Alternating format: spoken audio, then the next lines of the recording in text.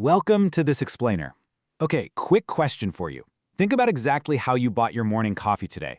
Did you tap your phone, swipe a card, or hand over a crumpled bill? Today, we're exploring one of the most fascinating transformations happening globally right now, and that's the future of how we pay for things. For years, the narrative has been super singular, right? We hear it literally all the time. Cash is dead, physical money is a relic of the past, and this purely digital utopia is right around the corner. But when we actually look at the data and the real-world dynamics of global payment transformation, the story is a lot more complex, and honestly, a lot more interesting. We're going to look closely at what's really happening on the ground across a few different global markets to understand the true future of money. Okay, let's dive into this. It is absolutely undeniable that digital payments are growing at breakneck speed all over the world. From tapping a card on your commute to scanning a code for groceries, the shift is just visible everywhere. But here's the thing. The assumption that this massive digital growth automatically makes cash irrelevant, that's a major flaw in our collective thinking. We tend to view technological progress as this zero-sum game, where the new entirely wipes out the old. But the reality of financial ecosystems is deeply tied to human necessity. Things like the need for absolute privacy, immediate settlement, and accessibility for everyone, regardless of their tech savvy. So, while the future is incredibly digital, it is far from entirely cashless. I really want you to focus on this quote right here, because it essentially serves as the core anchor for our entire explainer today. It says, "New payment rails do not always replace old ones. They often expand choice and change how existing rails are used." When a breakthrough payment technology hits the market, it doesn't just hit a delete key on whatever came before it. Instead, it layers on top of it. It creates a richer, more diverse menu of options for all of us.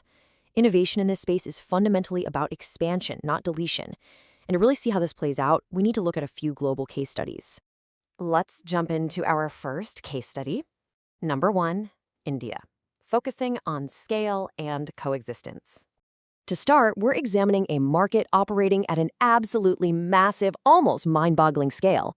If you follow financial tech even a little bit, you know that India's Unified Payments Interface, or UPI, is nothing short of a modern marvel. It has transformed everyday payments at a speed that's genuinely hard to comprehend. We're talking about billions of instant, frictionless digital transactions happening across the entire country, seamlessly connecting online commerce with daily physical purchases. It is just a stunning display of frictionless speed and convenience. But here is the crazy twist. Despite this unprecedented, world-leading digital scale that UPI has achieved, cash still continues to play a huge, incredibly important role across the Indian economy. Now, at first glance, you might think, wait, that's a contradiction. How can a country be the poster child for digital payments and still rely so heavily on physical currency? Well, it's not a contradiction at all. It reflects that larger reality we just talked about, coexistence. Cash has this universal acceptance that doesn't require a smartphone, it doesn't need a stable internet connection, and you don't even need a bank account. It provides an absolute independence from digital infrastructure that still serves millions of people perfectly. Let's move to our second example and see how this builds. Number 2, Germany, the cash majority. So let's look at a market at a completely different tipping point in its payment evolution. Germany just recently crossed a highly anticipated milestone. For the very first time in 2025, cashless payments finally exceeded half of all everyday purchases. Now, for a country historically known for heavily favoring physical cash and carrying surprisingly large wallets, by the way, crossing that 50% threshold is a massive indicator that the digital direction of travel is firmly established. You'd probably assume that crossing this halfway mark means digital has definitively won the war, right? Well, not quite. Look at this number right here, 45%. Even after crossing that digital halfway mark, cash still accounted for 45% of transactions. That means it remained the single most frequently used individual payment method. Why? Because strong cash cultures remain by choice. Cash provides complete anonymity and personal privacy for everyday purchases. It leaves a zero permanent data footprint, no tracking, no marketing analytics, no digital trail. It's a vivid picture of a hybrid future where cash doesn't just survive, it maintains a dominant plurality. All right, shifting gears to our third case study. Number 3, Sweden, and a look at resilience beyond efficiency. now we're swinging to the absolute extreme digital end of the spectrum to see what happens when a country actually approaches the finish line. Sweden has basically achieved what tech futurists have been predicting for decades, a fully digital, cashless ecosystem. Their payment system is almost entirely digital. Physical cash has been marginalized to the point where you barely ever see it in everyday commerce. It's gotten so extreme that even street vendors and church donation plates have gone completely digital. They've essentially achieved maximum frictionless efficiency. But look what happens when you actually arrive at that fully digital endpoint. The national conversation in Sweden has dramatically shifted. It's moved way beyond just celebrating efficiency, and it's pivoted heavily toward resiliency and accessibility. They're suddenly having to ask the tough questions. How do we keep payments functioning during systemic disruptions or cyber attacks or natural disasters when the power grid fails? While a pickpocket might steal a physical wallet, a network outage can freeze an entire city's economy in an instant. They're realizing that total reliance on digital networks creates a massive vulnerability, and that offline fallbacks, like cash, have an inherent structural value as the ultimate backup system. Which brings us to Section 4, the portfolio management strategy. Now, what's really interesting about this slide is the sheer number of variables at play here.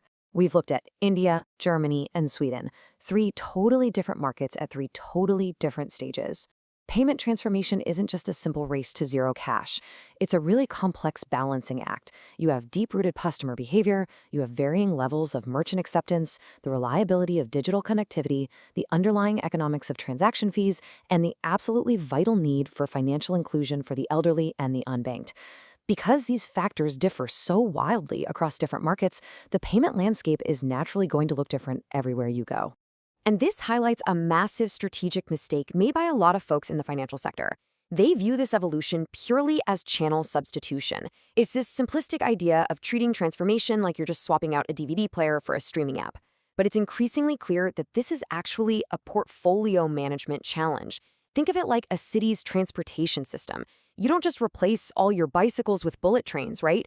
You need both for completely different types of journeys. Leaders have to manage multiple payment rails simultaneously because each of these rails has entirely different economics, distinct risks, and totally unique resilience characteristics. So, how do we actually make this work? Number 5, building a coexisting ecosystem.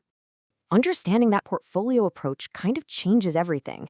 It means the goal isn't to force one single method to win, but to build a healthy, hybrid ecosystem where all the pieces fit together perfectly. You have your QR payments as the optimal choice for just frictionless speed and everyday convenience. Then you have cards handling larger purchases with built-in digital tracking and fraud protection. And right alongside them, cash remains critically important, providing absolute privacy, serving as an inclusion tool for folks lacking digital literacy, and acting as the ultimate zero-tech safety net when the networks inevitably go down. And this brilliantly illustrates a major lesson we're seeing reinforced across large-scale banking operations globally. The quote says, "Transformation works best when operating models reflect customer reality, rather than expecting customer behavior to conform to the model." You simply cannot successfully force an entire population to use a single digital system if their daily reality actually requires the flexibility, the privacy, or the rock-solid reliability of physical cash. The system has to serve the people, not the other way around. So, pulling all these threads together, a really clear picture emerges. The overall direction of travel for the global economy is undeniably digital. More transactions are going to move online, and digital rails will absolutely continue to innovate. However, the speed of that transition, the final endpoint it reaches, and the enduring role that cash will play will forever remain deeply market-specific. There is no one-size-fits-all finish line here. So, the crucial point is this. For payment leaders, tech innovators, and everyday consumers like you and me, the biggest question we face isn't how fast we can eliminate physical money. The real question is, are we stubbornly designing for a strictly cashless future, or are we intentionally building an efficient, inclusive, and highly resilient ecosystem where multiple rails can successfully coexist? Because if we want a financial system that actually works for everyone in all conditions, coexistence is literally the only path forward. Next time you reach for your phone or a crumpled bill in your pocket, ask yourself, which system is really in control? Thank you so much for joining me for this explainer, and we'll catch you next time.